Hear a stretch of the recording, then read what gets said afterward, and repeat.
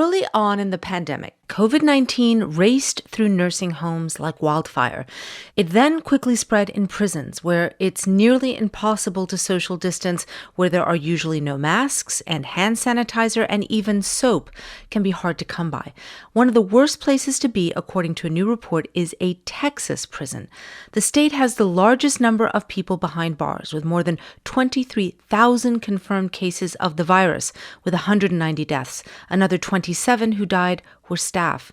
The report's lead researcher, Professor Michele Deitch, joins us now from Austin. Welcome to the program. Thank you so much for having me, Lulu.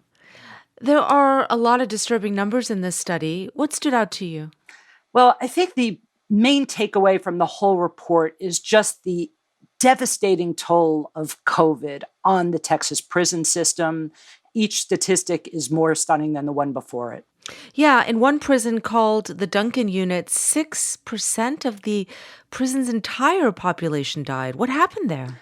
Well, this is a facility that primarily has geriatric prisoners, so it's not surprised that they were a particularly vulnerable population.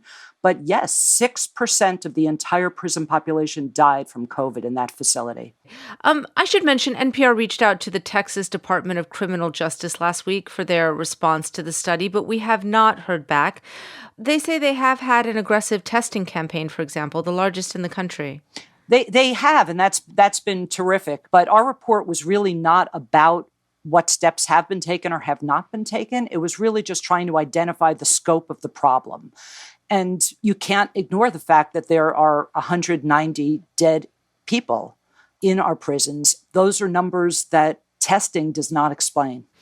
Yeah, I mean, this is also a tragic situation for the prison guards, the chaplains, and other staff. Can you talk about what's happened there? Well, I think that the situation for staff is incredibly challenging.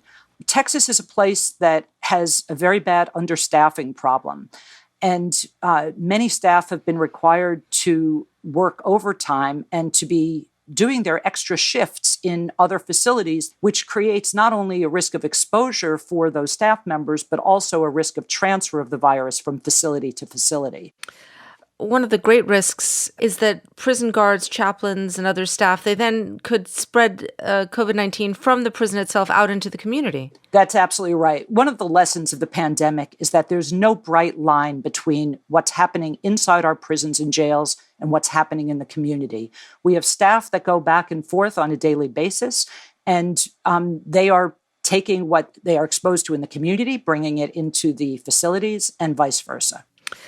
Early in the pandemic, states like New Jersey, Ohio had similar COVID death rates among incarcerated people as Texas, but their numbers have since gone down, while Texas has not seen that same reduction. What have other states done to get this under control? Our numbers show that the numbers of deaths has gone down over time in these other states. Many states have taken steps to reduce the population of incarcerated people. Another possibility is that they've taken more aggressive measures to protect people inside through offering hand sanitizer and hygiene supplies, cleaning supplies, soap, and masks, of course. And just briefly, you've studied incarceration for a long time. What kind of solutions do you suggest? Well, I think that our numbers point to some obvious groups that need to be targeted. Again, the experts have all recommended reducing the populations. You need to get the most vulnerable people out of harm's way. Prisons are some of the most densely populated facilities that we have, and we need to be able to give people more space. So our report looks at people who are parole eligible. 58% of the people who died in prison were parole eligible. 9 people died after they were approved for parole, but while they were still waiting to be released. We could be looking at speeding up those releases. We also found that 80% of the people who died were over age 55. That's an age past most people's crime-prone years. So that seems like a very low risk to public safety to be targeting those individuals for release. That's Michele Deitch. She teaches at the Lyndon B. Johnson School of Public Affairs and the School of Law at the University of Texas at Austin. Thank you very much. Thank you.